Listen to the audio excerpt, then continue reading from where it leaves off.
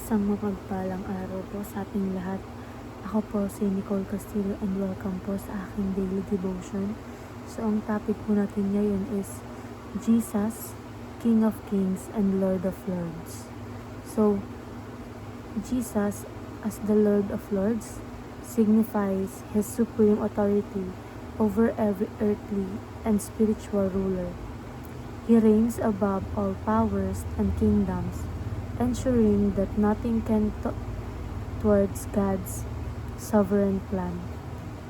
Every throne, nation, and authority will one day acknowledge His lordship. His victory is eternal, and His reign is unchallengeable. Believers can rest in His sovereign power and submit fully to His rule over all creation. So ayon po sa Revelation chapter 9 verse 16, on His robe and on His thigh, He has this name written, King of Kings and Lord of Lords. So ayon po sa ating katuruan, the Father is King of Kings and Lord of Lords. So ang Ama ang pinakamataas na hari at pinuno ng lahat. Walang kapantay ang kanyang kapangyarihan at otoridad. Siya ang source ng lahat, buhay, plano, at layunin. Ibig sabihin lahat ay nasa ilalim ng kanyang paghari.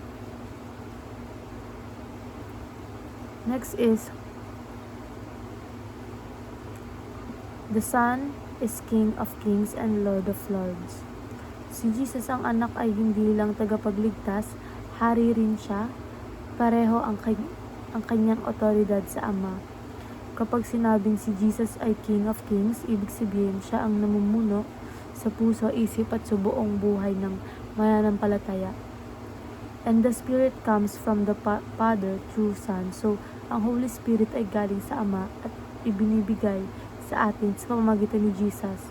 Siya ang presensya ng Diyos na kumikilos sa loob natin, gumagabay, nagpapalakas at nagtuturo ng katotohanan araw-araw.